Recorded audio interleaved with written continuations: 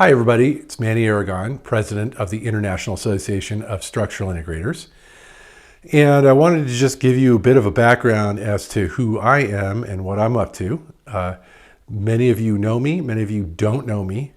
I think the workings of the board can sometimes be mysterious.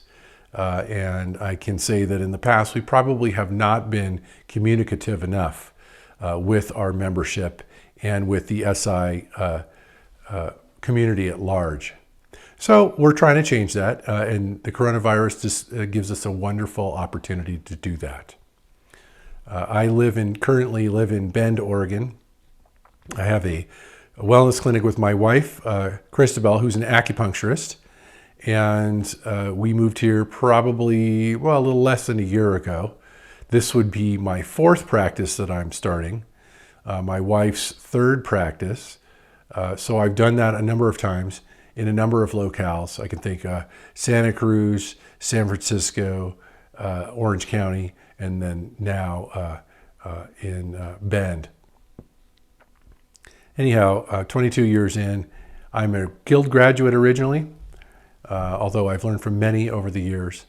And in 2018 or so, early 2018, about this time, April, I got a call from Tom Robinson asking me to help fill an open slot on the board that somebody had vacated by resigning. And I had honestly avoided being involved in IASI up to that point. But I decided that, enough's enough. 10 years of membership, not really doing anything. Now's the time. It's now or never. And so I decided to do it. He was vacating the board, having served his time as president and served very well through some difficult times for IASI. And so in August or September, I believe, of 2018, I took on the role of president. And something came apparent for me. It became apparent for me that there are many challenges facing structural integrators, the least of which is the legal practice of our profession, if not in the United States, the rest of the world. The U.S., for those of you who are not from the U.S., if IASI seems a little U.S.-centered, that's something we are trying to change. And it's also, keep in mind that 50 states in the United States regulate structural integration 50 different ways. And so we've almost got 50 countries. It's like the equivalent of 50 countries worth of legislative challenges within the United States itself. So that's what our number one job really is helping to keep the practice of structural integration legal for practitioners worldwide, primarily so that we can practice our profession in a way where we are not afraid of being shut down, thrown in jail, whatever. That allows us to have a legitimate profession that we can support a family on. And that is something that, whether or not you have a family, that's a way of looking at this profession. Is it something, when others look at it, is it something that we can do for a lifetime? And the answer is yes. And we are constantly under threat, so we're always, IASI is vigilant, and we have a very vigilant law and regulation committee. That said, I could go on and on about that.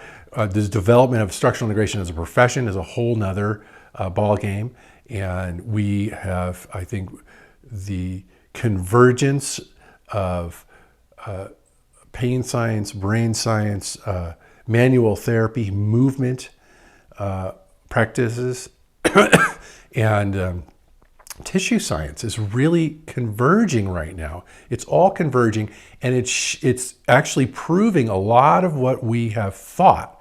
There were theories that we had in our own community that maybe didn't quite turn out the way we thought they were going to, and some of them were temporarily disproven. But what's shown now is that it's really coming. A lot of this stuff that we've intuitively known or felt under our hands is actually getting some scientific basis and backing for it. So this is a very exciting time for our profession, and it's a time for us to really step into what we're up to and take on in various ways This is not to tell you how to do it, but in various ways to take on that the modern understanding of the various aspects of our work and bring it into a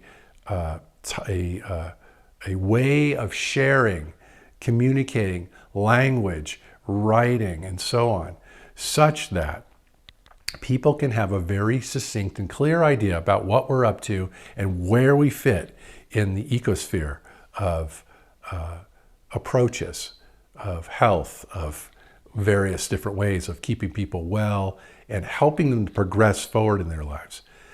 So this is something that I think IASI, in fact, I believe was founded originally to do this. And it's kind of germinated for many years, and now it's really coming to fruition. So this is an area where I find it very exciting, given that there is a lot of legislation these days coming around that can potentially threaten our work. It's also opened opportunities for us to communicate who we are, what we're up to, and get ourselves within that more official. And I know some scoff at the idea of being official, but these days it's actually pretty important. We can't just fly under the radar for the rest of our lives unless, and at the same time, expect to be recognized, expect to be respected, expect to be taken seriously. Like, we have to make a choice here. So the choice we've made is to move into not necessarily the mainstream, but to step into what we're up to and what we're about, who we are, such that people, and communicate that in a way such that people can understand all of those and above. So anyway, I encourage, we always, you can use help. I encourage you to step up and with any free time you have now, and step into an area that you'd like to help IASI with. We are a volunteer-driven organization, and this is a critical time for our profession, given that many of you are not working right now or not able to due to the restrictions. So hopefully that gives you a little more of a perspective. There's a lot more to it. And feel free to reach out to me at any time and chat. I'd love to hear your ideas. I love collaborating. In general, I like people, and I like human potential. That's why I got into this. So helping us step into that potential as a profession. Anyway, hope you're well. Have a great day. All the best.